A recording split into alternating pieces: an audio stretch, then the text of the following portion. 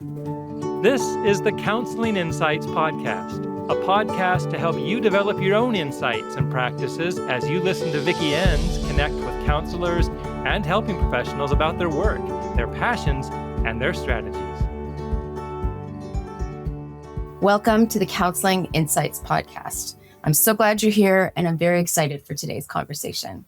My name is Vicki Enns, and I am your host. And today I'm having an important conversation on the topic of AI ethics and mental health. My guest is Candace Alder. Candace is a clinical counselor, psychotherapist, and an AI ethics and policy specialist. In this work, she is focused on the governance of artificial intelligence in high-risk human impact domains, including systems affecting children and other vulnerable populations. She is the co-founder and principal consultant at Synthetica, advising on responsible AI governance, risk management, and ethical integration in high-stakes environments. Candace brings practice-grounded insight to AI policy design and implementation, and she authored Canada's first professional guidelines on ethical AI use in clinical counseling and psychotherapy, and her work emphasizes ethics, risk, and duty of care in clinical practice. In this conversation with Candace, we explore how people are using AI within the counseling realm, whether for administration, supporting their counseling work, or for one's own mental health support.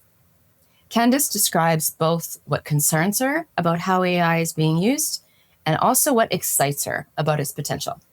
And we start to get into specific strategies that every counselor can learn to start to do to ensure we are approaching this ethically and effectively.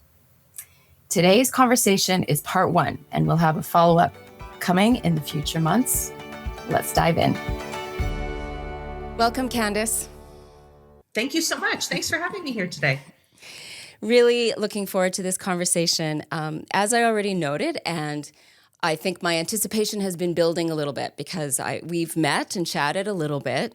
But in the meantime, I've also been listening to some other recordings you've done, some other teaching, and that's prompted me to read some other blogs and websites. And so I feel like it's generated a lot of different feelings and a whole lot more questions, maybe even a little confusion.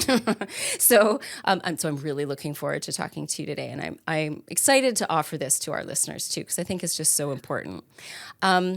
But before I dive into my questions, I always like to give my listeners a chance to just hear from you a bit. And I like to learn a little more from the guest. And so do you want to talk just a bit about how you found yourself in such deep waters of exploring AI and all things ethics and mental health? Absolutely. Yeah. No, and it's a common question that I get because, I've been working with children, youth, and families for over 20 years now. The therapeutic context that I have been working in have spanned from public education settings to governmental settings and nonprofit. And of course, I have a private practice as well. So how does somebody who has been working in a therapeutic space end up to their eyeballs in in AI? Well, it's actually I think it's an interesting story anyways. So this was back in 2020, 2021. My partner actually was invited to be a beta tester for ChatGPT before it was ChatGPT. Oh, very cool. It was called the Playground at that time. And, I was a very busy person then, as I am now. And, I knew that he was doing some beta testing. But I didn't really have a good sense, or to be perfectly honest with you, I didn't really care very much as to what it was all about. Right. I had my own stuff going on, but there was this one particular evening where I wandered past him on the computer. He was on the computer.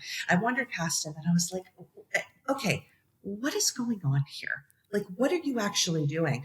And he showed me. And the version, like I say, it wasn't ChatGPT then. It was called the Playground. Yeah. But it's, for all intents and purposes, it was what was to become ChatGPT. And the ChatGPT then is not anywhere near the kind of power and capability that it has today. But it was amazing still even then. And my mind was completely blown.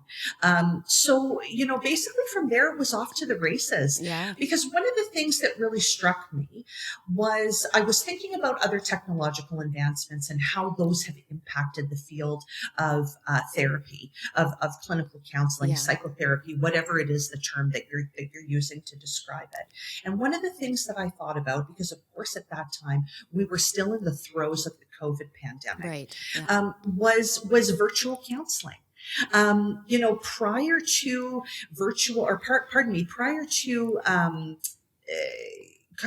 the COVID pandemic, we had capabilities since about 2006, 2007, I think is when Skype came out. We had the capabilities to be able to do virtual counseling. And even the stuff that you and I are doing right now. I mean, you and I are physically not in the same place, but we're able to have this conversation. But counselors, particularly in Canada, I wouldn't generalize this across all communities, but certainly in Canada, counselors, therapists, psychotherapists, psychologists, we're a very cautious people. We're very ethically minded and cautious. And a lot of the efforts to bring in virtual counseling were met with, no, we don't understand this, stop. Yeah. Right? Well, I remember hearing about it as like just thinking of it as telehealth, and it's something nurses did sometimes. And I didn't really want to touch it. and your feeling about it was consistent across most folks, right? What happened though when we were all forced inside our homes and out of our workplaces during the COVID pandemic was that counselors in the mental health industry, as a general statement, were forced to adopt a technology that they were resisting up until then.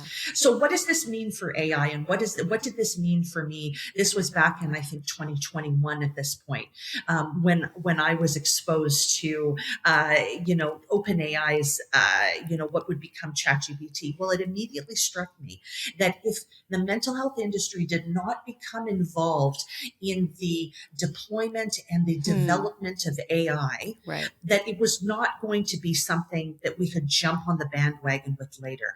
This horse was going to get out the gate, and it was going to turn into something that would not be consistent with what we in the mental health field really want for it. So it was, like I say, it was off to the races from there, and that's how I got into AI. That's how you got interested in it. Okay, and obviously we'll hear more about what you've been up to since that spark of interest. But even just to build on, you're already starting to talk a little bit about how you first, I mean, you're describing very vividly, it sounds like your response to AI was one of fascination and curiosity and kind of excitement, it sounds like. Absolutely. So I will disclose that I think my first response, as we already alluded to, was something a bit more cautious, certainly fearful, and probably just outright avoidant.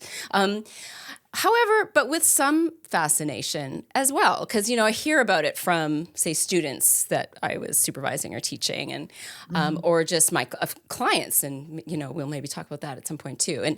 And so certainly some fascination in it, and intrigued by the capability overall. However, I think that's such a big part of this whole stage we're all in, is we're all figuring out what it is and how to use it, but also whether to use it, our own relationship with it as well. Yeah.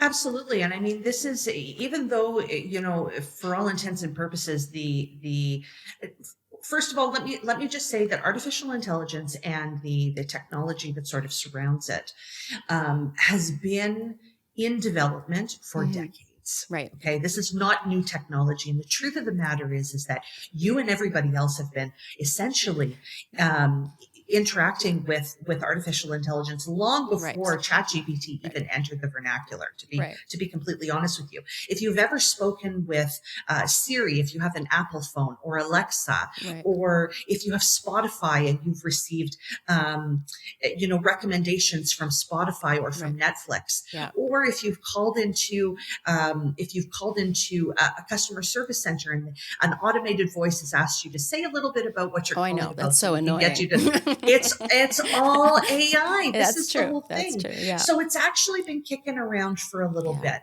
However, that being said, generative AI really burst onto the scene in November of 2022 when Right. ChatGPT was released, Yeah. and I think that Vicky, your response of concern and oh my gosh, that makes me feel worried.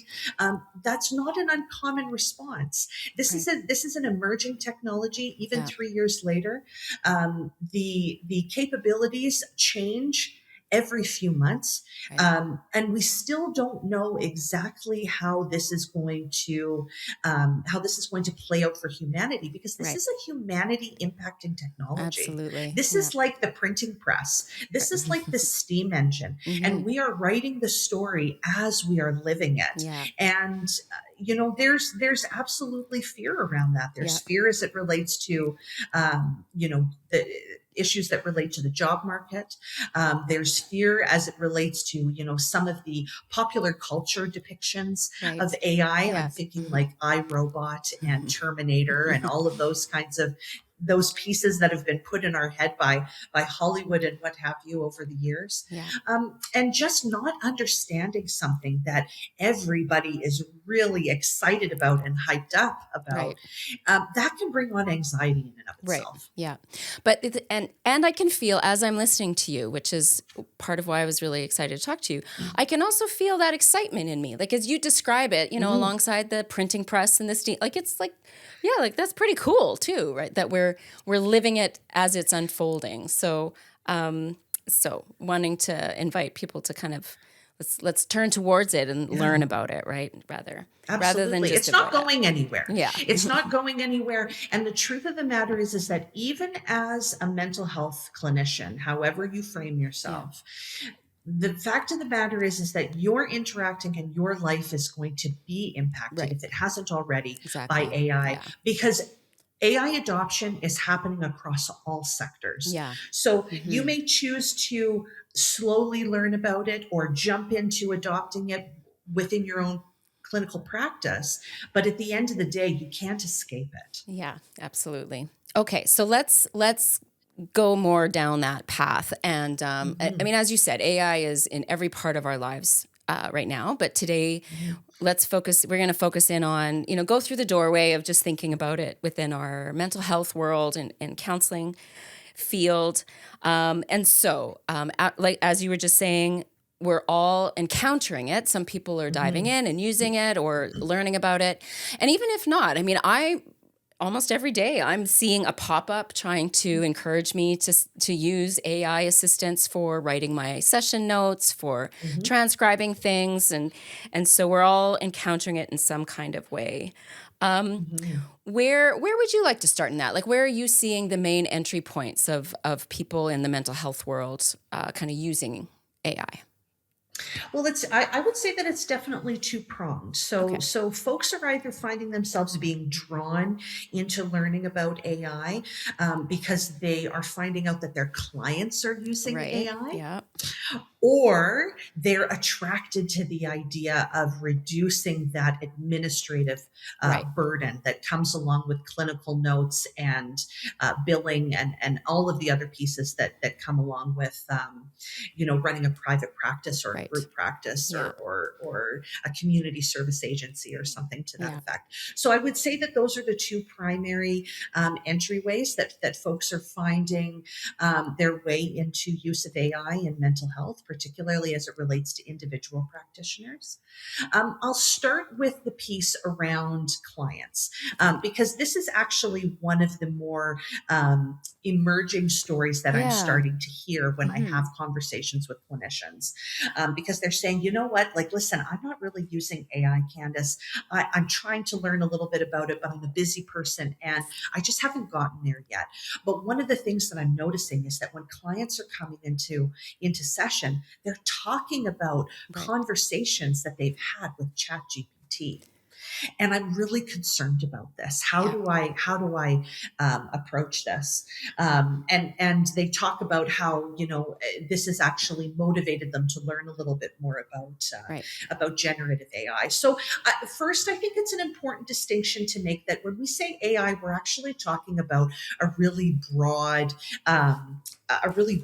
array of technologies. The one that people are interacting with the most is generative AI. So that's going to be your chat GPTs, your Claudes, your Geminis, and the like. Okay. Right. And that's the primary one. But it's really important to remember that generative AI is just a branch on a tree, the tree of AI. Right. AI systems are used for prediction. They're used for classification, for biometric identification, recommendations, decision supports, even automation. Right. But we'll focus on generative AI because that really is the primary one that folks are using. Now, the first thing that I want to say is that I always caution everyone that I speak to, whether it's a client or whether it is a clinician, against using generative AI for general purpose generative AI for therapeutic purposes. Right. Okay. So the chat GPTs, the Claudes, the Geminis of the world, these are not AI systems that are developed for therapeutic and mental health applications. Right.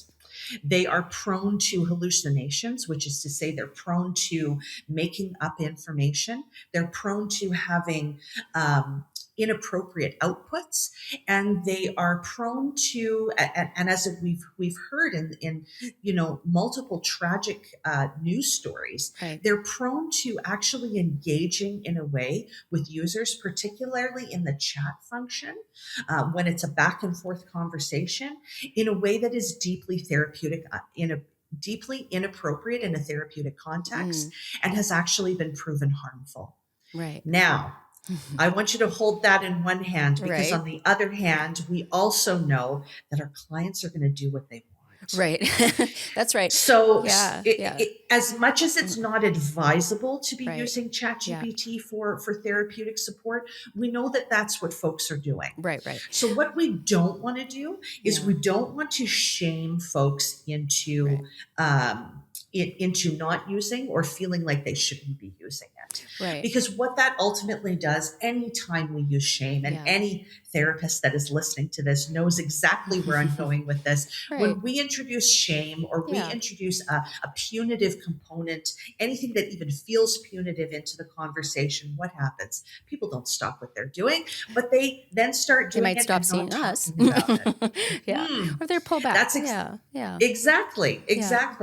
And really, at the end of the day, what we want is we want folks to talk to us about it, because when they come to us and they say, well, ChatGPT told me this about my presentation, it gives us the opportunity to be like, well, that's a little bit true, but here are the pieces that are missing. Right. Or that's actually not true at all. And this is actually something that they call an AI hallucination.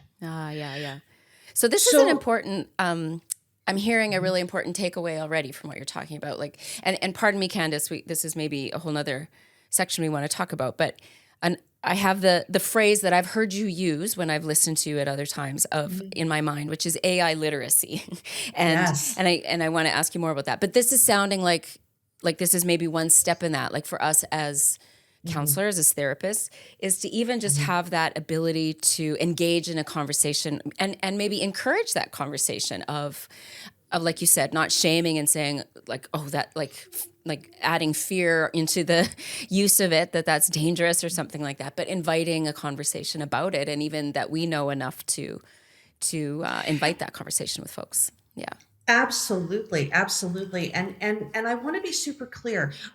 I am not against general purpose generative AI. I think it's amazing. And it has wonderful, exciting applications, not just for clients, but for clinicians as well, for everyone. It just needs to be used with caution, and it just needs to be used appropriately. Right. And I like how you say, like, it's not developed, like it's I don't know. This is a dangerous analogy perhaps because I'm not handy necessarily with tools, but it's like trying to pick up a tool in a wood shop or something, and you want to use the right tool for the right job, or else you might wreck your project, right? So I don't know. There's Yes, a bit of a parallel exactly. there. It's like one of the analogies that I like to use. It's like using a garden hose as a rope, right? It will do the job, but it doesn't do it very well, Right. and Oh, it's that's a good- not going Yeah. to, it's not going to achieve the sturdiness that comes along with using a rope if you're trying to like tie something off or what have you. Right. So really just being comfortable Yeah. asking your clients Right. about their use of generative AI, and becoming curious about that, building your AI literacy so that you understand even just the basic pieces around things like hallucinations, Right. around things like, the chat GPTs, the Claudes and the Geminis, being a little bit agreeable by their very nature. This is something that we've seen change over the course of the last year. ChatGPT, for instance, is not nearly as agreeable in its chat function with users as it was a year ago or even Okay. 6 months ago, Yeah. but it still does happen. These Right. are services that are designed to keep you engaged. Right. They want you to keep Right. you using it. So it does have a tendency to tell you things that you want to hear. Right. Now, that's not a big deal if you are, talking about something that really doesn't matter. But if you're a 14-year-old, for instance, Right. that is feeling really down in the dumps, and you're being encouraged to go down a path that is ultimately going to be really dangerous for you, that's incredibly problematic. Yeah. And while that isn't something that we necessarily have a really good example for as it relates to ChatGPT, I can tell you, and a lot of folks will remember this, that the character AI situation from a couple of years ago, where a young man tragically completed suicide because he was encouraged to do so by a gamified chatbot. Right. I mean, this has been weaving its way through the courts in the United States, and Right. it sounds like this young man's poor mother, who has been left behind, is going to get some sort of financial settlement if she hasn't already. But none of that is going to come close to the fact that she Right. lost her son. Yeah. So when we think about generative AI, and we think about folks that are struggling with mental health presentations, and particularly young people, we're thinking about vulnerable people that are engaging in a service that feels a lot like a human on the other side. Right. And we as clinicians need to be equipped to be able to use terms like AI hallucination, to be able to identify the things that are going on when we are actually correcting our clients, Right. or pointing them in a better clinical direction. Right. Yeah. Are there actually better options, like of tools that are out there for Yeah. folks to use for these kinds of purposes? Absolutely. So, the two that come to mind for me are WISA and Wobot. These are chatbots that have been designed specifically for mental health use, and they have been designed by folks that have a mental health background. Both of them sort of work on a CBT inspired basis, if you will. But they have chat functions, and they have the ability to give some light homework, if you will, Right. mindfulness exercises, these kinds of things. Right. However, I do want to caution that regardless of whether the chatbot is something that has been designed specifically for mental health use or not, all chatbots across the board, at least as the technology stands right now, are very poor with regards to crisis response. Yeah. So thinking about folks that are thinking about harming themselves or others, time after time, these chatbots have been shown that they really don't do a great job of being able to address those. So when we do think about the specifically mental health developed applications, that the WISAs and the Wobots of the world, when clinicians are thinking about recommending those to clients, because they do have good uses. Right. They really do. And I don't want to downplay that. And I'll talk about this in a second. We really want to be mindful of ensuring that it's clinically appropriate Right. to be recommending these to clients. Right. We don't want to be recommending these to clients that are in crisis. We don't want to be recommending these to clients that have a history of suicidality. These are not going to be appropriate. Yeah. However, thinking about clients that work irregular schedules, I'm thinking about some of the hardworking Canadians in our northern communities that work in camp, in oil and gas, for instance, that are gone, for 3 weeks out of every month, shall we say? Those folks that aren't able to get into, virtual environments for in-person therapy or actually in-person therapy. These are things that can really help them with low level depression and anxiety. Again, as a clinician, you're going to want to really think about whether it's clinically appropriate and always use your clinical judgment with regards to making those decisions. But they do have really incredible uses, and they are really fantastic. But the technology, the technology is a little bit like fire, right? Fire is an amazing human invention, at least in terms of being able to control it, right? It keeps us warm, it cooks our food, so on and so forth. However, if we don't pay attention to it, it can burn our house down. And it's a little bit the same way with AI. Okay. And it occurs to me, that as you say, suggest for us as counselors to be able to determine if this is clinically appropriate or not. Perhaps an important step, because I haven't heard of these that you're mentioning. And so perhaps an important step might be to go check it out ourselves, try it out ourselves, get familiar with it, kind of engage with it in that way. Yeah, absolutely. In the same way that you as a clinician would not go and read a short paragraph about CBT and go, you know what, I think that fits for this client. I'm going to go send them off to engage in this CBT workbook, for instance. As much as that wouldn't be clinically appropriate and that wouldn't be ethical or responsible, it's the same sort of thing. You want to be sure that you know what you are recommending when you're sending your clients off to check these things out. That being said, though, there's also AI-powered apps that are broadly wellness focused, but are not therapeutic per se. That can be really helpful for clients. So I'm thinking about, and I don't, there's so many examples out there. You really could, Google search or just scroll through the App Store to be able to find them. But thinking about journaling prompts, AI generated journaling prompts that you can point your clients in the direction of, guided meditation, AI-powered guided meditation. These kinds of things can be really helpful. And again, we really want to caution folks around the use of free apps. Okay. Not that you shouldn't use free apps, but that ultimately when something is free, you are paying for it in a different way. Okay. So this is another piece that I'm going to weave into using general purpose AI and why a lot of people tend to use general purpose AI over these, mental health specific apps is simply because the accessibility.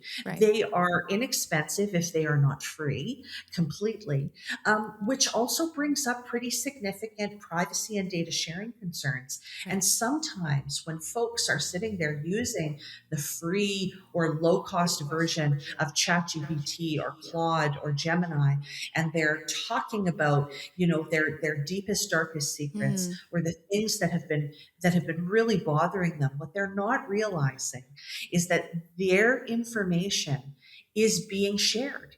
Their information is being used in ways that they didn't understand. Now, this isn't inherently wrong. I want to be super clear about that. Where it becomes problematic is when it's happening and you don't know that it's happening. Yeah. Okay. There's a lot to unpack there potentially. Yes. Yes, there is. Yes, there is. So, but I also want to come back to, I don't want to lose track. You had mentioned kind of the two main ways, one being as we're describing and discussing how our clients might be engaging with this. But I also want to make sure we loop in how clinicians might be using it. And part of it is exactly what you were just talking about. Like clinicians also may be using AI to generate a mindfulness script to use with their client, that sort of thing, as well as the administrative piece that you were mentioning, which is maybe a whole other set of tasks. Absolutely. Yeah. So when we're thinking about clinicians using ChatGPT, one of the big things that I would always say to clinicians is do not, in big bold letters, do not enter client information into ChatGPT. It doesn't matter whether it's the free version, the $20 version, whatever. Yeah. Anonymized or not, and this is where folks sometimes get hung up because they go, but I'm anonymizing the information. It's not that big of a deal. It is a big deal, and I'll tell you why. Okay. Because that information isn't yours. You may be the steward of that information because your client has shared it with you in a clinically appropriate setting, but that doesn't give you license to then go and disseminate that information into AI systems without your client's knowledge and consent, even if it's anonymized. So when you say that, or maybe you wanted to, like, when you say anonymize, like, so this, does that mean like, I'm not going to use my client's name, I'm not going to put in their address or any or even their age maybe, but maybe I describe their situation in a general way. Is that, and that's still there, so that might be an example of me thinking on as an AI ethicist, it would be my recommendation, my strong recommendation that is not something that clinicians do. Yeah. That is not something that clinicians do, not with general purpose AI. Now, if you have an application, an AI application that you're using that is designed specifically for mental health purposes, and you have received meaningful informed consent from your client, then we're in a completely different ballpark.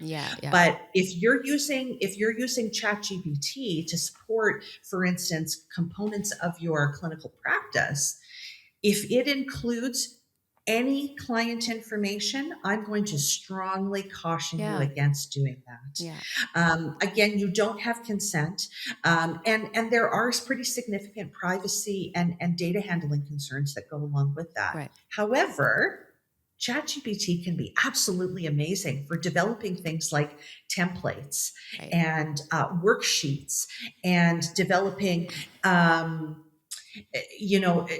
developing, a form, for instance, a general purpose form that you're going to use for your clinical practice. If you're maybe rejigging your client agreement and consent form, something that really is quite generic.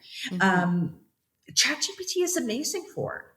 Now, again, I'm going to come back to this. I've said this before, I think in this conversation, but I say it every single time. Clinicians are responsible for every single AI output that they go on to use in any way, shape, or form. Whether they rely upon it for a decision or they actually use the output in its entirety, you are 100% responsible for the accuracy and the appropriateness of that output. So blindly thinking that AI is giving you the most accurate information is just simply not correct. And it's not something that is going to be acceptable. So that's one way. Way. The other way is that folks are using AI for workflow support and documentation support. Again, everybody should be using this. Everybody should be using this with meaningful, informed consent from their clients. No client should ever find out that or be surprised, more to the point, that AI has been involved in any part of their service provision. But there are really great AI powered applications out there that may or may not be compliant with the data handling expectations and legislations Right. in your particular province or community. So you're going to want to look into that. But they are really great applications. I'm thinking about Mentalic, for instance. Mentalic is an amazing AI platform for therapists in particular that actually supports it supports like generating clinical notes and summaries, for instance. Upheal is another one. Upheal really does promote its services to include things like AI notes. Scheduling is another one. Billing, customizable templates like SOAP, for instance. Right. These are specifically designed for mental health applications. Um, and you're going to want to, as a clinician, make sure that these are compliant with your data handling legislation, depending on where Right. you are. Okay. So I just want to slow down for a second and ask something because I think it's so easy to, you're saying so many important things. And I have about 50 questions about each thing. But I think what you just said is, it kind of like it landed, right? Where you said where each clinician is 100% responsible for their use of any AI generated output that they rely on in their work. And so, okay, so Yes. if I pick that apart a little bit, it makes me think about, okay, so if I let's say I go to ChatGPT or something and just ask for a worksheet on like CBT, give me some questions to use in my next session, that sort of thing. Now there's a part of my brain that thinks, okay, now how is that different from, we've all been Googling things for a long time. But is that the kind of thing that you're saying? Like we should be more upfront and transparent, even if we're using it with our clients, get their informed consent. If we're using these tools to help us generate suggestions and ideas and resources in our therapy work. I love that you asked that question because that's a really important clarification point. So when I say we need meaningful, informed consent from clients to use AI in their service provision, I'm talking about when AI is touching their personal information. Okay. Yes. If you as a clinician are using AI to support you in developing resources and materials that are not client specific, right? So we're not using any client information, Right.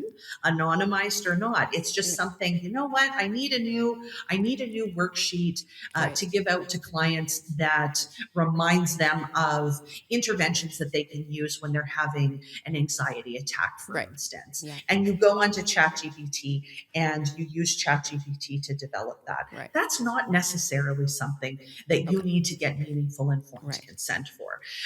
That is definitely something that you're not just going to take off of ChatGPT, not look at, and then start handing out to Right. folks. Because ultimately, you need to look at that and you need to be able to say, is this correct? Right. Do I stand behind this? And do I Right. believe this? And where do I need to edit this if Right. possible? Yeah. So I'm glad you asked that question because that's actually a really important distinction. Yeah. Yeah. And I thank you for that clarification. And also because as I'm listening, I think there's so many of these steps, to put it that way, that I think we all just kind of we can blow past really quickly, right? And not even think about it. And so I think that's a big lesson in all of this is how do we, there's a lot of speed and urgency inherent Yes. in this technology. And so how do we slow ourselves down and make sure we're using it thoughtfully? Well, you're actually touching on one of the things that I am most concerned about. So, if you would have spoken to me back in the beginning of 2023 and said, Candace, what are you worried about? I would have said, I am worried that the mental health field and clinicians are going to be left behind because they are not they're too cautious around learning about and integrating technology into their practice and into their lives. That was in 2023. If you ask me that question today, my answer is AI literacy. I was going, come on, guys, get excited about this. And now, 3 years later, I'm going, okay, everybody, thank you for being excited. Now let's all take a deep breath and Right. let's talk about what we actually need to know. Because it's very easy to all of a sudden be enamored by the sparkly Right. aspects Yeah. of AI and completely forget about all the Right. risks. And the truth is that there are risks. Yeah. And that doesn't mean that it should be avoided. It just means that we need to be mindful of it. Right. And develop that AI literacy, as you were saying. Yeah. Absolutely. Yeah. Absolutely. So, Okay. does AI literacy mean that you need to go out and get a data science degree? Absolutely not. Does it mean that you need to go get, a 2-year diploma in AI? Absolutely not. You do not need to become a technologist in order to be able to use AI. But there are really amazing educational opportunities on platforms like Coursera and LinkedIn Learning that are going to be able to help you understand some of the ways that AI can pose a bit of a risk that need to be considered and need to be mitigated against when you're thinking about using it, not just in your clinical practice, but actually for you as a person as well. Right. Absolutely. And even on YouTube, you don't have to put out a bunch of money. Coursera and LinkedIn Learning definitely have payer type options. They tend to be a little bit lower cost, but they also have free options as well. And just building up your AI literacy is a big piece of that. But even then, once you've built up your AI literacy, thinking about things like starting with the use case, not with the tool itself. Okay. Okay. So what I mean by that is we don't want to be finding an exciting AI application and going, how can I bring this into my practice? What I would encourage mental health clinicians to do is to take a step back and go, okay, I'm thinking about using AI. What is a problem that I could possibly solve with AI? Am I looking for documentation support to reduce the time that I do that to improve efficiency? Or am I looking to create psychoeducational handouts? Okay. Right. Those are two very different applications, and they come along with two very different risk levels. And that is step 2. So once you've identified what you actually want to do, what the problem is that you want to try and solve with AI, then you're going to want to think about what is the level of risk that comes along with that. So it's a fairly low level of risk when we're thinking about drafting worksheets without client information. To be very clear, summarizing public research is another one, and developing administrative text, for instance, that is not client facing. We're talking about a low level of risk. We're not talking about no risk. We're Right. talking about low risk, right? Moderate risk, that's when we're heading into things like summarizing session content, Right. creating treatment plan drafts, using AI to develop things like client letters and what have you. And then, of course, there's high risk applications like using AI to assess suicide risk, for instance.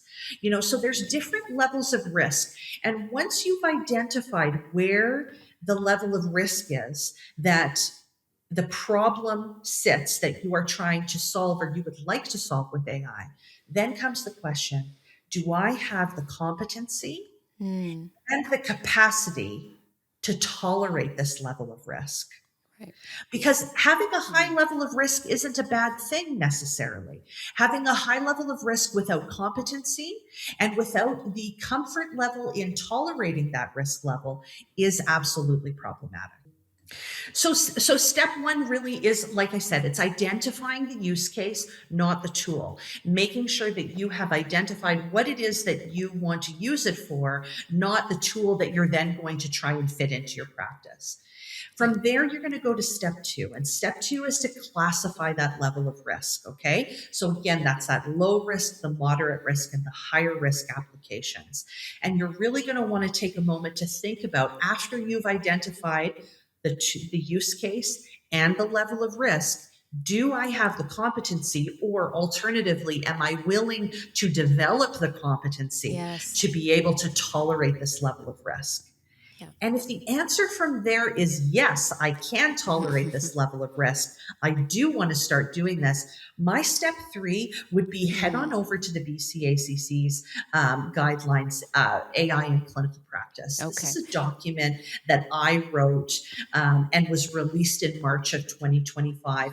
And it is an incredibly accessible step-by-step process of really what you need to consider when you arrive at that place of knowing the problem that you want to solve and understanding and accepting the level of risk that is associated with AI being used to solve that problem. Yeah. This includes things like considerations around fairness, accountability, transparency, confidentiality and privacy, and of course competency that we've been talking about. Yeah, so really diving into that ethical, the Yes. meat and potatoes of the ethical stuff. And just so our listeners know, we will include a link to that document you're talking about in the show notes, so people can find it easily and aren't trying to scramble to write down the big long acronym you just used. We'll have it there in the show notes for folks.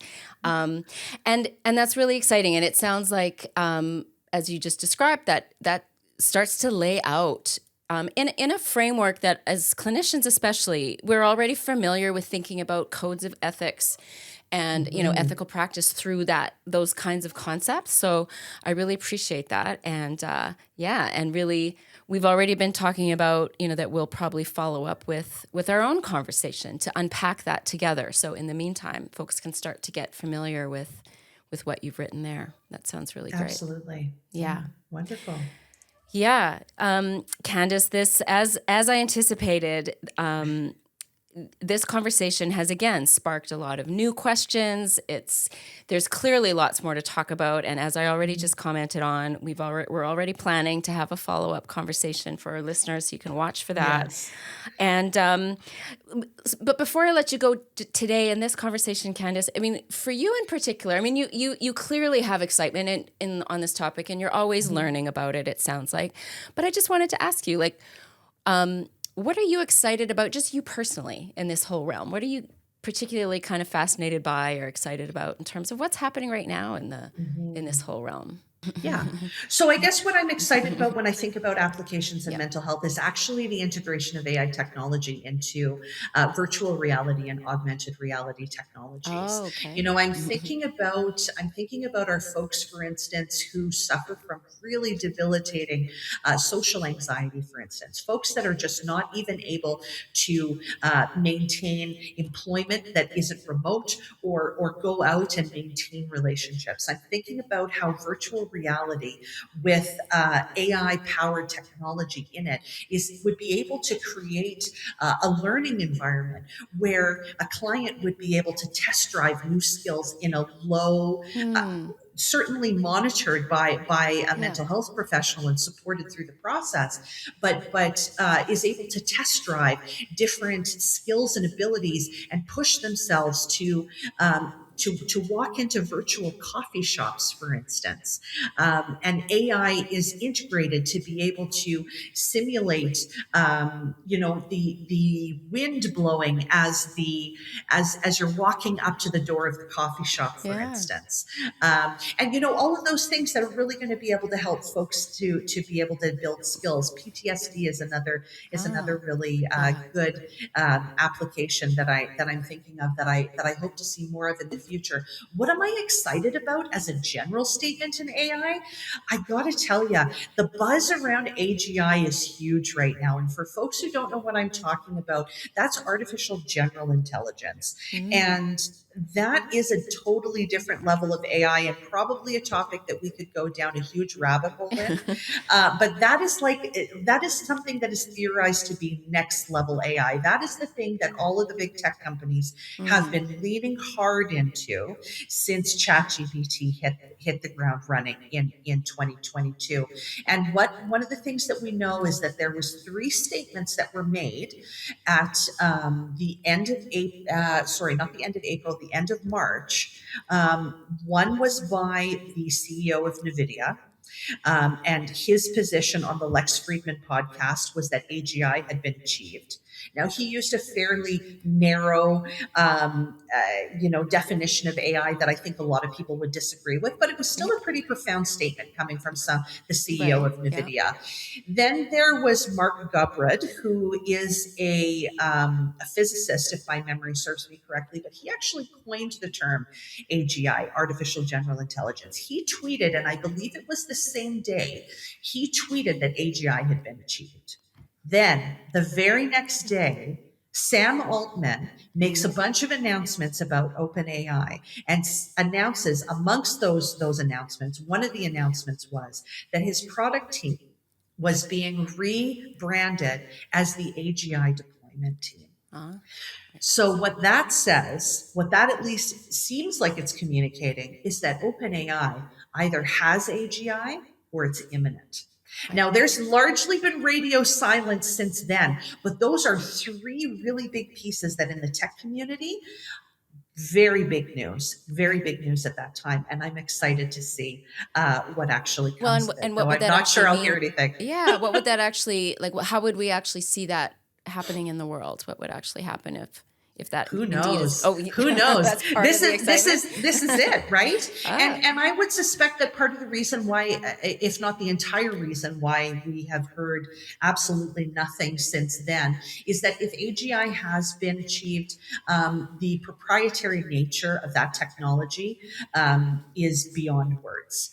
So I'm sure that there are folks that are working behind the scenes to ensure that that technology stays out of the hands of nefarious folks, Right. and certainly, remains profitable for whoever reached Right. that little goalpost first. But it's very exciting in the world of technology and AI. Okay. Well, you have successfully brought us to the edge of the cliff with you in an absolute cliffhanger there, and so that is exciting. And now I don't even know what you're talking about really, but I'm going to be watching for it, and it'll be exciting to see. I'll be much more attuned if I hear that term. That's for sure. Fair enough. Candace, I just want to thank you so much. You are clearly just a font of information on this topic, and I'm so appreciative of you giving us some of your very precious time, and giving us such an accessible and engaging conversation to help us all, come along with you a little bit and to understand this really important topic and get us thinking about it a little bit more. And I am very much looking forward to a second conversation with you. So Thank you for so your much. kind words, and thank you for having me. And I too am looking for the second part of our conversation. All right. Wonderful. And to you, our listeners, thank you so much for joining in. I hope you have enjoyed this conversation, and come on back for the next one in a month's time. So until then, be well and stay curious. Looking for free resources and training in the areas of trauma, counseling, and mental health? Be sure to check out our website at www.ctrinstitute.com.